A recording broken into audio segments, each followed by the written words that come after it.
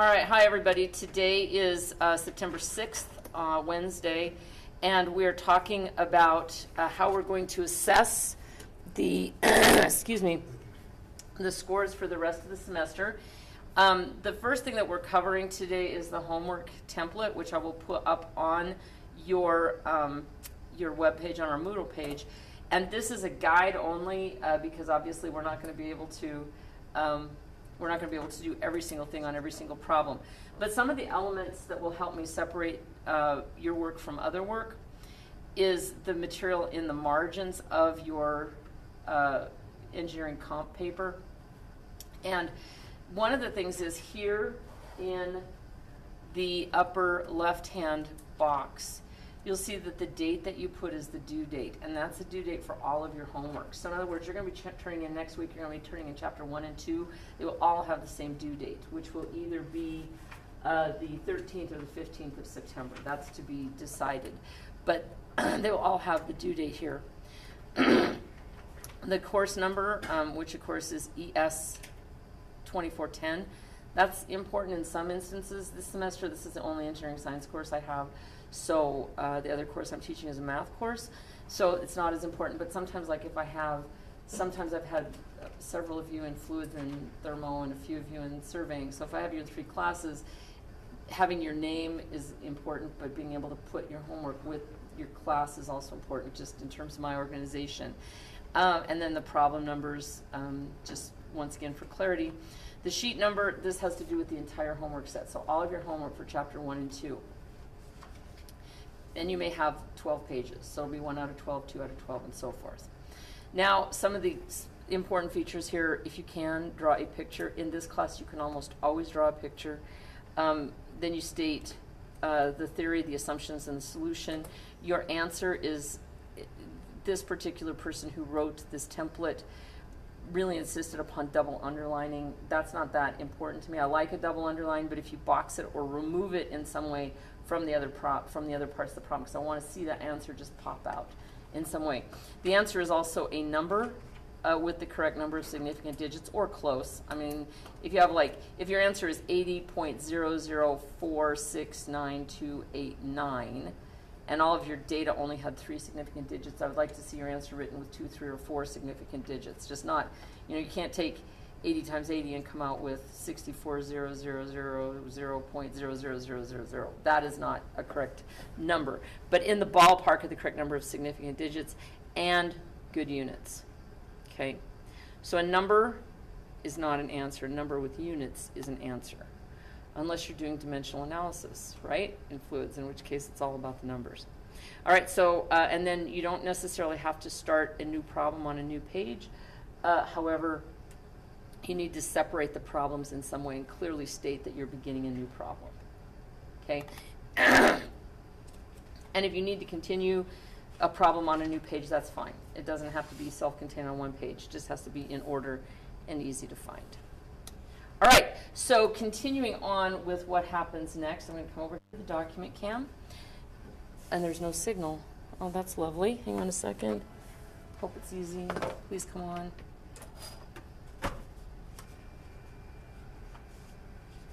There we go. All right, so this is what we are going to do in terms of our assessment. I'm just rewriting down what I've written on the board. Next week on either 9/13, probably on 9/13, we're going to have quiz number 1, which covers chapter 2 and 3. Sometime in the middle of the semester, October something, we're going to have a midterm exam, which will be, this is take home, this is in class. This will cover chapters 1 and 2. This will cover 1 through 4. Okay? Then sometime in November, we'll have quiz number 2, which covers chapters 5 and 6, and that will also be a take-home. And then in December, we'll have our final exam, which will cover chapters 5 through the end of the material, and that will be an in-class item as well. So in terms of your grade, each of these things is worth 20%. And then we also have attendance and participation, which is worth 5%. And then we have your homework, which is worth 15% of your grade. And that totals to 100%. So your homework for chapters 1 and 2 will be due next week at the same time as the quiz. Okay? Do you guys have any questions at this point? Yes.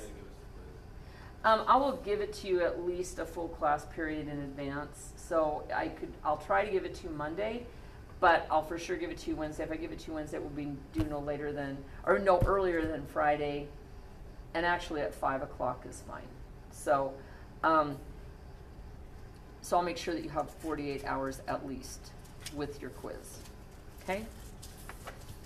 Good question. Do you guys have other questions for me? Okay. Well, let's talk about a couple of things. First of all, let's pull the camera over here. I don't even think I can get close enough in to see this. Okay. I have a couple of artifacts I've brought, and I'm going to pass these around. This was actually donated by one of your class. Some of you who were here last year knew Garrick Tolman. Garrick worked at a tire shop, and he brought this in. And I want you to take a look at it and make an assessment about what happened. And this is also something that broke. So you can take a look at this, and we'll just talk about this a little bit as class goes on. The other thing I brought in, these are just 2 pieces of solder, and you can see that when they broke, that's some unusual, you can pass it back and you can do it that way so that everybody gets a little chance. When solder fails, it does some unusual things as well. The other thing is that if you take one of these little pieces of solder, I'm obviously going to have to get a little bit more, but it's very flexible, and if you start to move it around a little bit, before it breaks, you'll notice that it goes through a process where the size at the end changes. I just broke this just for our benefit in class. And the other thing that happens is the temperature of the material changes. A little bit, it's a little bit warm. So anyway, so those are just some ideas that we're going to be talking about today in mathematical terms. So flipping back over here to the document cam. She says, there we go. All right, let's talk about some ideas of the concept of stress and strain. Okay. Now, first of all, in everyday usage, we sometimes refer to these ideas as psychological states or emotional states, and we use them exactly the same way. In mechanics and materials, they are neither emotional states nor are they the same. So just clearing that up right now. So the kind of stress that we're talking about, so far we've talked about normal stress and we've talked about shearing stress. One of the things that I would like to bring up is an idea that if you have, for example, some sort of a rod that is attached to a ceiling, if you pull on it with some force P, we know that there's going to be some sigma or normal stress P over A associated with that. What else is going to happen to this? Well, depending on the nature of the material, when you pull down on it, it's also going to elongate some amount, isn't it? And if I were to push up on it, what would it do?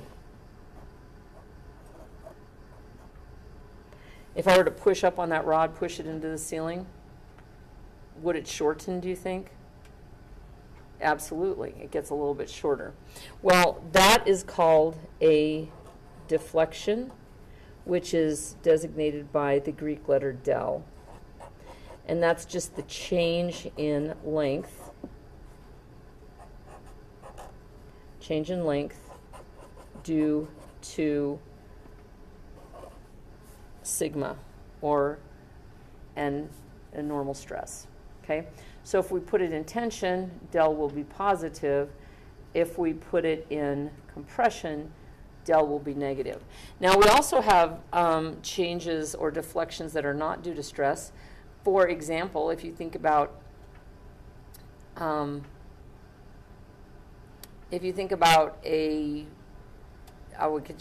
thinking about sidewalks, and maybe that's not the best example.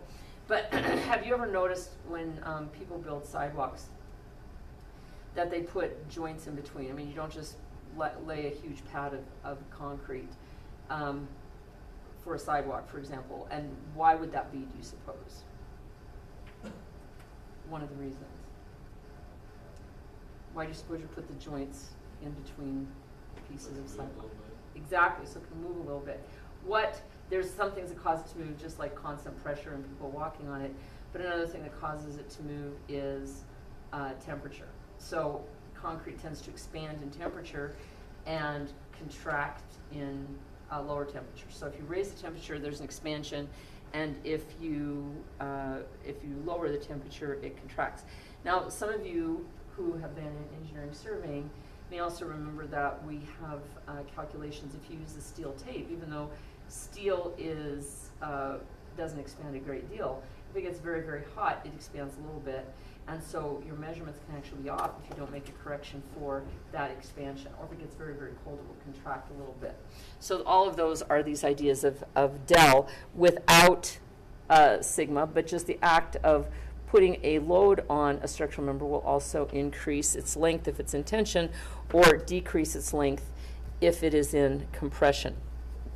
Now, if you take that amount, that length change, del, and you divide it by the original length of the object, you get a dimensionless, because this is feet over feet, so this is just a fractional increase or decrease in length, which is referred to as strain.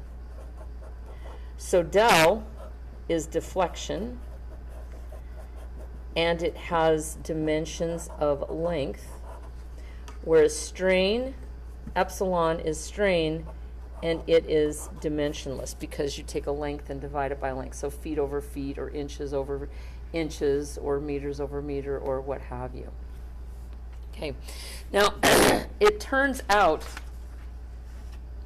that if you draw a diagram of sigma, normal stress, versus epsilon, normal strain,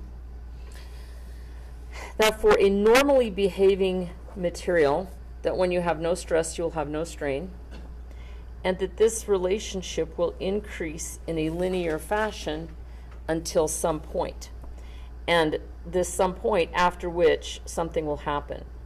It may rupture, it may expand in some strange way that we are going to talk about later, but that there is a zone under which the relationship between sigma and epsilon is linear. And that, pardon me, boy, I've got a little froggy in my throat today. Again, that region is actually the region where we like to design. So in other words, this is the region of, we refer to this as elastic behavior.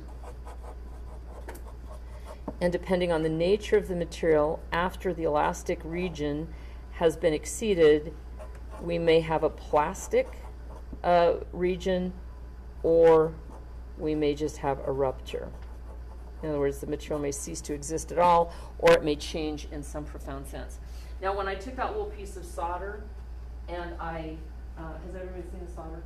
That little chunk of, yeah, if you looked at it, make sure that everybody gets to see it. If you notice the ends of it, when I bent it, what happens to the end is, this is a greatly exaggerated thing, but it will become smaller. And like I said, there will also be a change in temperature. And this is referred to, because it forms a neck, it's referred to as necking. And what's really happening when the material necks is you are destroying the structural integrity of the material. You're changing it on a molecular level in some profound way. So if you think about the region of elastic behavior, the word elastic is related to the idea of like a rubber band or an elastic band, because you can stretch an elastic band and it will revert to its same length when you remove the stress. You pull on it and you release it, it goes back to the same length. At some point that quits happening. It can either happen because you load it too hard, you actually break it or get little cracks in the rubber band, or you just do that so many times that you have so many loading cycles that the band wears out. Or you can also do it by having a rubber band that's too old.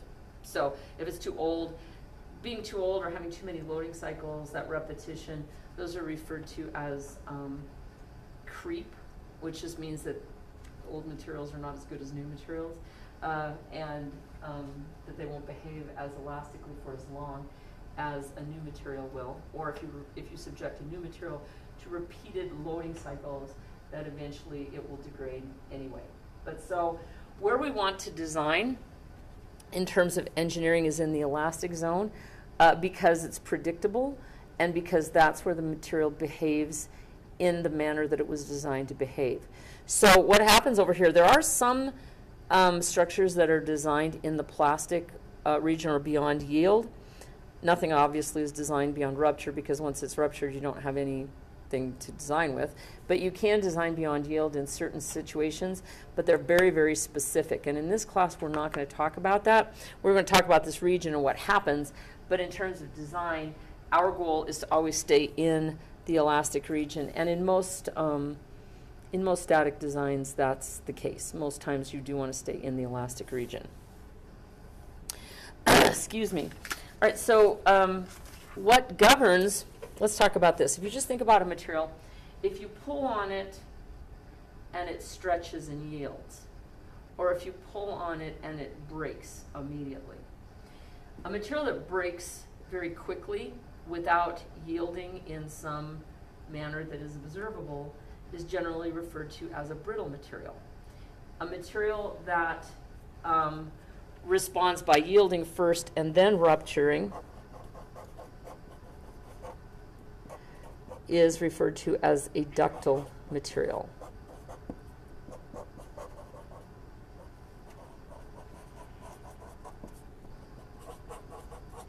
So we're getting into the idea of certain materials having certain properties.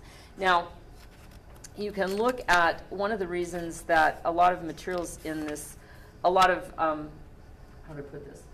A lot of structures in the physical world that are man-made are built out of different alloys of steel. And different alloys of steel have different amounts of ductility or brittality. And a material that's brittle can be used for design if you stay below the rupture, but you can have different types of materials. And these are just this is just pure iron and then just different grades of steel. So this is in your textbook on page 64. What you can basically see is we have sigma and epsilon. So the straight line portion of each of these up to here would be that elastic region for pure iron. Up to here would be the elastic region for carbon steel, then high strength, low alloy steel, and then a quenched and tempered steel. And what you can see is that they all behave similarly while they're in the elastic region, but after they leave the elastic region and behave plastically, they rupture in different manners. They yield and rupture in different manners. For example, quenched tempered alloy steels will stay in the elastic region for higher levels of applied stress than will pure iron, and yet rupture will occur sooner than for pure iron. So in other words, in some ways, pure iron is more ductile than quenched and tempered steel. However, quenched, this particular alloy, A709, is stronger because it will not yield or rupture until more stress is applied to it than pure iron. So pure iron is really cool, but it also yields pretty quickly. Right. So then we refer to two different things. We refer to strength, and we refer to I guess you would call it ductility.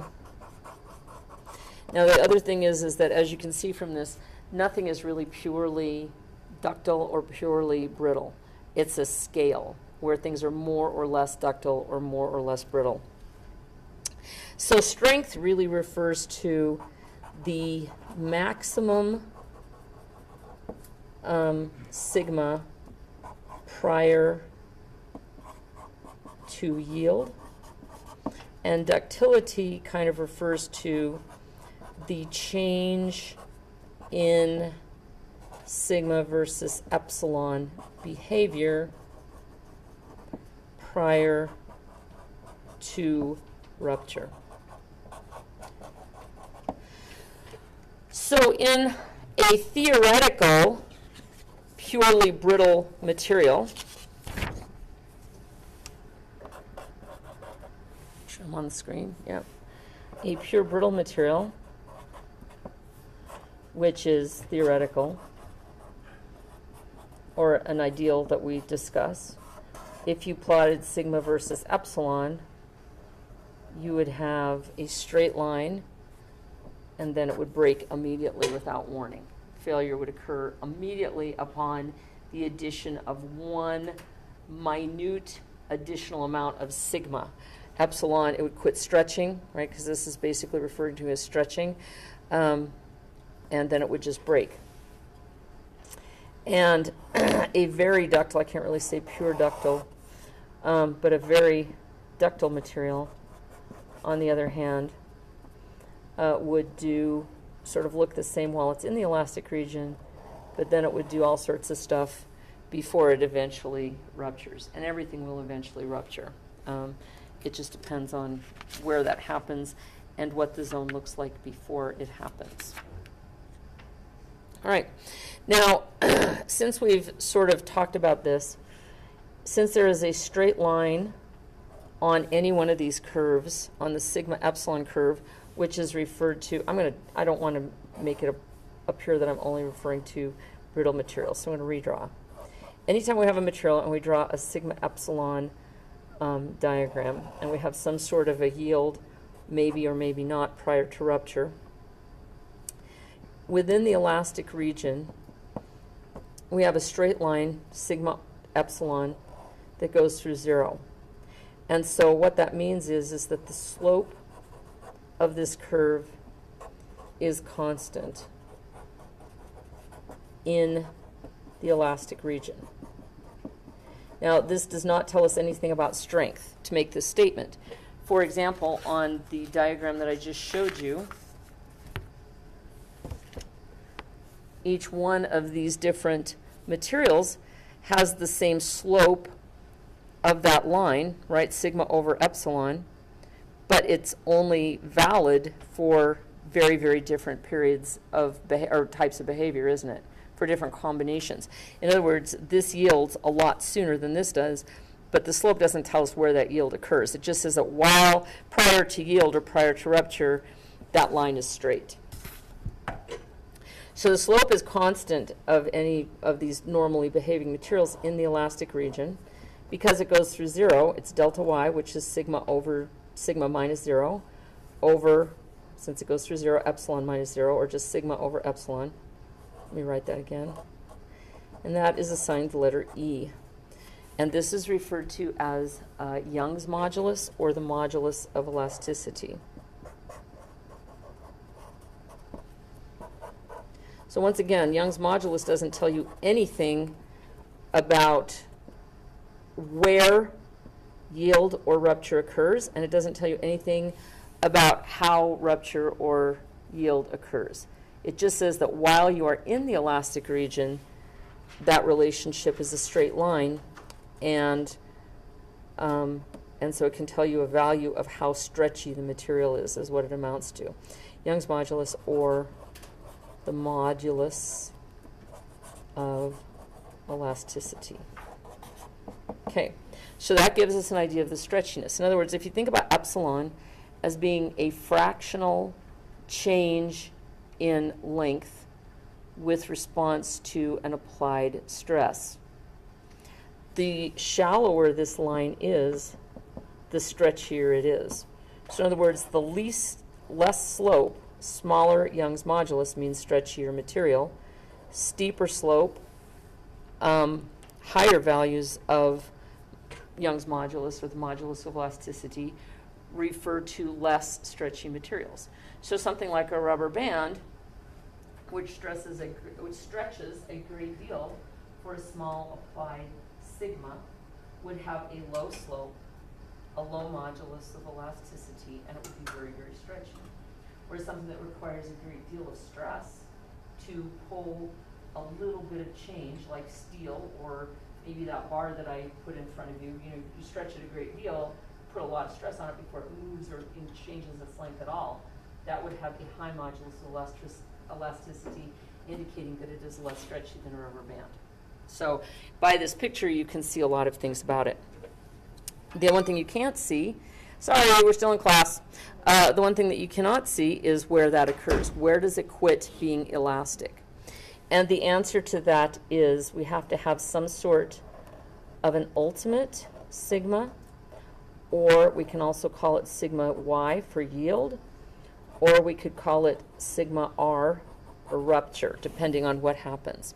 So whatever is the top value of sigma that we reach before one of these things start happening will give us the strength of the material. In other words, that's where it comes out of the elastic region and begins to behave in some other way, whether it's rupture, yield, or necking, which is a form of yield.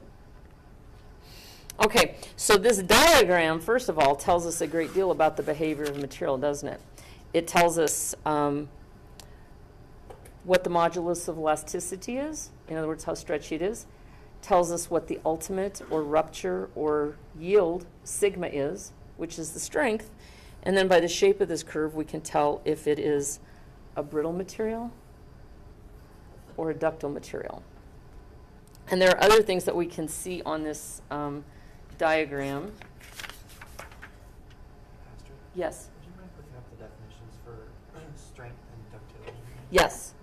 Let's see. Or how they're defined? Absolutely. Ductility is the change in sigma versus epsilon behavior prior to rupture, or yield, I guess. Well, no, let's just say prior to rupture. So the ductile really is, I don't want to write this down, but it's how much warning you get before something blows up. Okay? If something's brittle, it just fails. End of statement. And it's not that that's bad or good, it's just that you have to design for it and you have to know what happens. Strength, on the other hand, is how much of an ultimate sigma it will bear before something happens to move it, to make it non-elastic. Okay. All right, so if we look at a diagram, here are two different diagrams, and your authors do a better job of drawing than I do, so we'll talk about what these mean. We still have about 6 minutes left, so we'll talk about these diagrams a little bit. This is a stress strain diagram of low carbon steel and of an aluminum alloy. And the one thing that you'll see, first of all, low carbon steel has a particular kind of ductility that is different than the ductility of this aluminum alloy. What happens here is, first of all, we start at 0, 0. Now there are materials that have some sort of a permanent set or an epsilon that is built into it before you add any sigma. Those are materials that have gone through too many loading cycles, or have gone through a loading cycle that has taken it out of the elastic region at one point or another.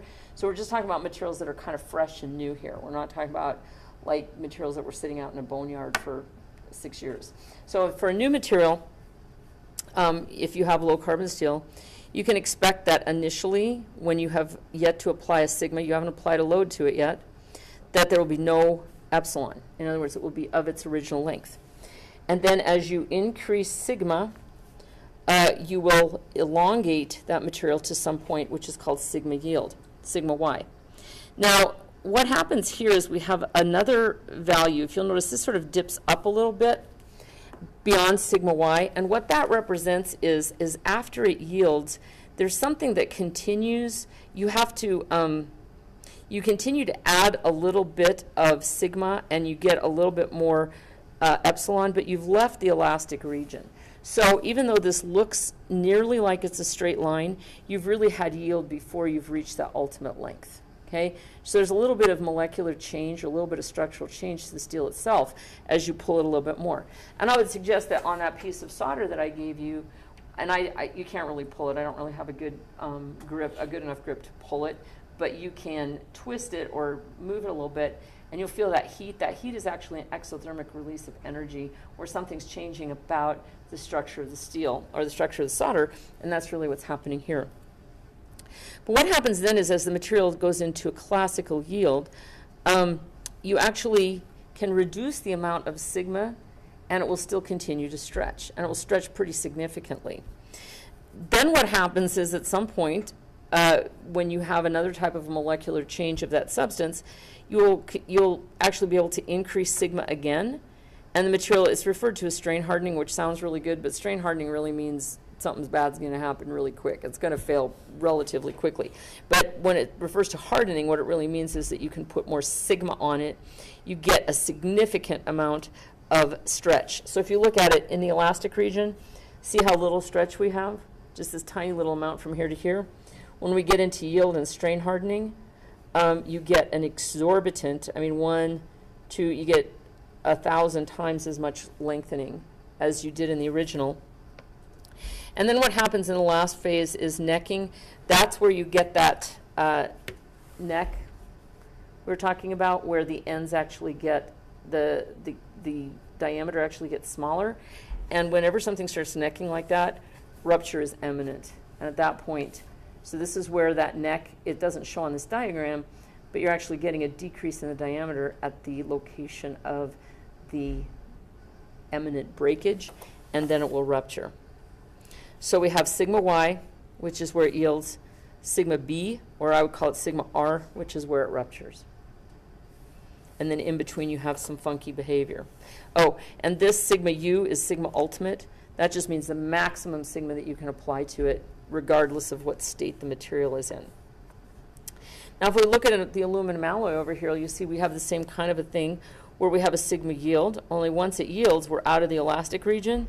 And then we just have this gradual building to a sigma ultimate.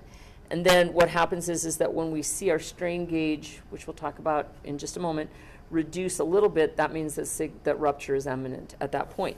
So both of these are ductile materials, but this one behaves quite a bit differently. It doesn't strain harden, and it doesn't neck. It just elongates and breaks. Yeah? So if you didn't have that dip in sigma, yes, and stress, right here, you would just have necking immediately, and then there are materials that do that. Okay. It's a very good point.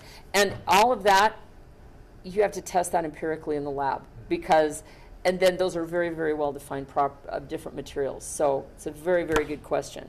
But yeah, and it's actually this, if any of you, I don't really watch like CSI, but when they do the procedural stuff, but this is actually a characteristic test for a material. So if you didn't know what a material was, you could stretch it like this and observe this behavior and determine what material it is by doing this. Because that's applied stress. It is. So they decrease the amount of stress that they were applying to the material. That's exactly right. Or you watch the strain gauge, right? You pull on it, and the strain gauge will actually just give a little rebound at that point. Yeah. And so, and that's what they do is they create these just bars of a material when they want to test them and get these characteristics, and then they put it into, it's called a tensiometer, but they just put they put a clamp on both sides, and they very carefully measure the amount of load, and then you just divide it by the cross section to determine what that sigma is, and then make those plots and come up with what it looks like. So yeah, so very, very good question. We're almost done. All right, so do you guys have any questions about this so far? All right, I'll show you one more picture. Here is a theoretical brittle material. You see this is a little bit curved, so there's a little bit of yield going on, but basically sigma ultimate is the same as sigma rupture, and when it breaks, it breaks. So you can see there's not as much warning with something like this as there is with either of these two more ductile materials. All right, so when we come back on Friday, we're going to discuss the mathematical relationships of these ideas, and this is a little bit more fun, I think, and very much more applied than some of the other things we've done. So, yeah. Yeah, so we'll have fun. All right, so finish up your homework. There's no new homework tonight. And when we come back on Friday, we'll continue our discussion.